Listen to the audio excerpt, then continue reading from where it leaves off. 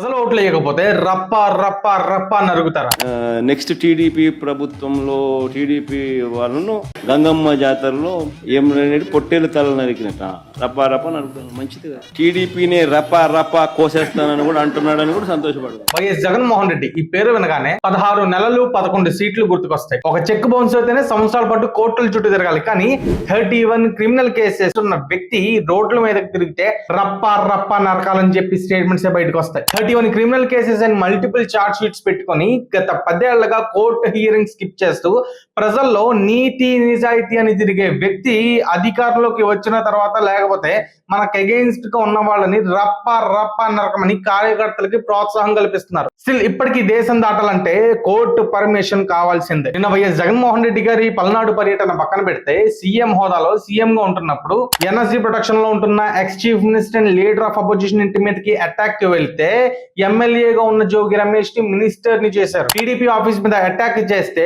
మా వాళ్ళకి బీపీ వచ్చి చేశారన్నారు. లోకల్ బాడీ ఎలక్షన్స్ కోసం నామినేషన్ వేయడానికి వెళ్తున్న TDP leader bonda Uma and certain candidate ని కార్ లో ఉండగానే వాళ్ళ మీద అటాక్ చేస్తే రౌడీ షీటర్ గా ఉన్న దుర్గా కిషోర్ ని మాచర్ల మున్సిపాలిటీ చైర్మన్ ని చేశారు. అండ్ ఒక రౌడీ షీటర్ బర్త్డే ని పదవి రావడంతో పోలీస్ స్టేషన్ లో కేక్ కట్ చేసి సెలబ్రేట్ చేశారు. 2 లక్షల కిలోల గంజాయిని తగలబెడితే డీజీపీ పదవికి అండ్ ఐపీఎస్ పదవికి సవాంగ్ రాజీనామా చేయాల్సి వచ్చింది. 13th 15th పొజిషన్ లో ఉన్న కసిరెడ్డి రాజేంద్రనాథ్ రెడ్డి గారిని సీనియారిటీకి అగేన్స్ట్ గా ఇన్ఛార్జ్ డీజీపీ చేశారు. 3 సంవత్సరాల పాటు ఏపీ స్టేట్ లో డీజీపీ లేకుండా పరిపాలన కొనసాగింది. ఇవన్నీ అధికారంలో ఉన్నప్పుడు సీఎం హోదాలో జరిగిన ఇన్సిడెంట్స్ లో కొన్ని ఎగ్జాంపుల్స్ మాత్రమే. అంటే దీని అర్థం గంజా యూసేజ్ ని కానీ క్రైమ్ రేట్ ని కానీ ఎట్లా పెంచి పోషిస్తున్నారు అన్నది మనం అర్థం చేసుకోవచ్చు. ఇప్పుడు కూడా పల్నాడులో బెట్టింగ్ వల్ల నష్టపోయిన సంవత్సరం కిందట చనిపోయిన ఒక వ్యక్తి ఇంటికి వెళ్లారు. లాస్ట్ 1 year లో అనేక సార్లు జగన్ గారు వెళ్లి చేసిన పర్యటనలన్నీ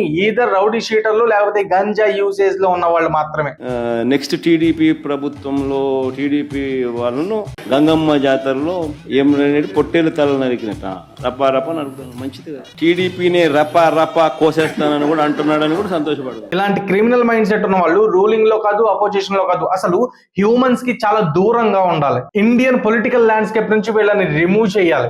అసలు వీళ్ళ స్టేట్ స్పాన్సర్డ్ టెర్రరిజం ఎలా ఉంటుంది? గత 5 ఏళ్ల పాలన ఏపీ 25 ఏళ్ల వెనక్కి ఎలా తీసుకెళ్లారు, 11 సీట్లు రావడానికి రీజన్ ఏంటో క్లియర్ గా ఎక్స్ప్లెయిన్ చేస్తూ వీడియో చేశాను. లింక్ డిస్క్రిప్షన్ అండ్ బయోలో ఇస్తాను. ఈ వీడియో తర్వాత చూసేయండి. Please subscribe to Leo news for more videos.